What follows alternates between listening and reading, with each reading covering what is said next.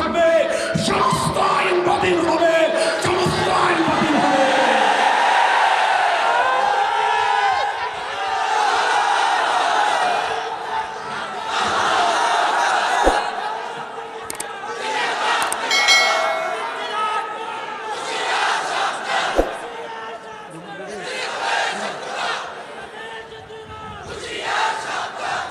প্রস্তুত আছেন তো ইনশাআল্লাহ?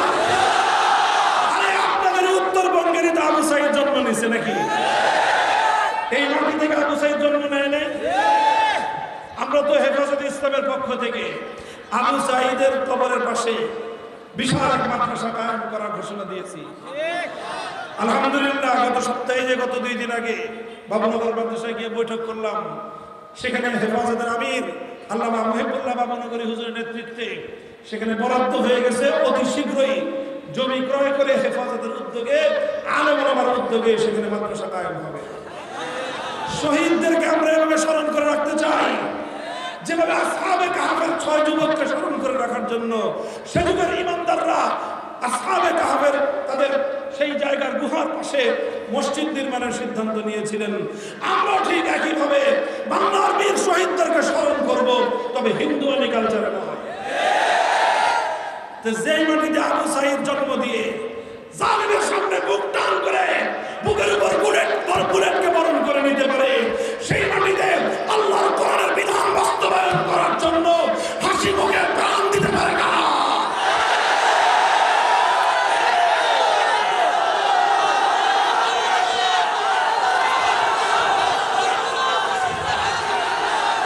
ইনশাআল্লাহ আপনারা প্রস্তুত হন।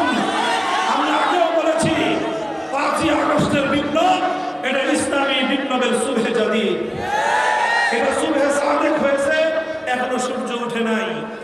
সুবহে সাদেক হয়েছে, সুবহে সাদেকের পরে ফজরের ওয়াক্ত হওয়ার পরে একটু আলো দেখা দেয়, কিন্তু পুরো সূর্য তখনও ওঠে না। সূর্য ওঠার সময় ঘনায় আসে।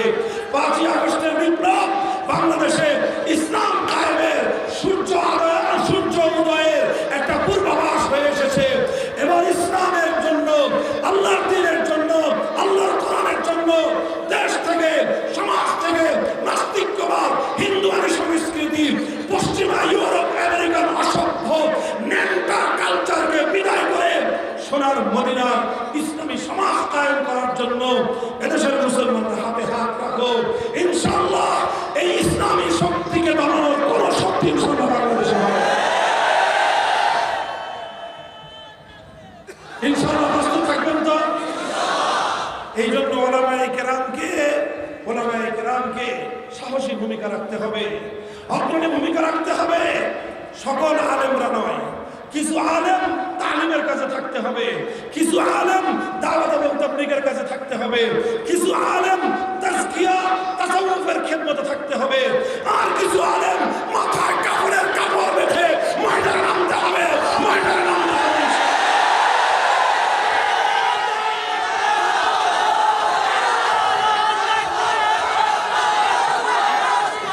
বহুমুখী খেদমতের সমন্বয় ঘটাতে হবে ইনশাআল্লাহ।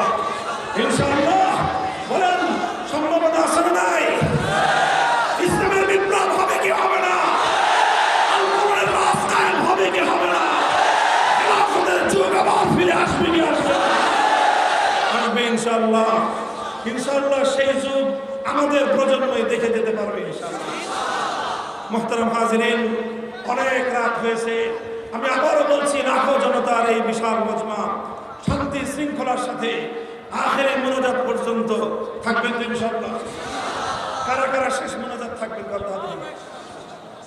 এই কিছু মানুষ হাত উঠান নাই, হাত উঠান, সবাই হাত উঠান, ইনশাআল্লাহ থাকবেন তো? হাত নামান। আমি আপনাদের কাছে ছোট্ট একটা আবেদন করব। আমি আপনাদের এই এলাকায় আসলে মেহমান না। আমি, আপনারা জানেন, যাদের বয়স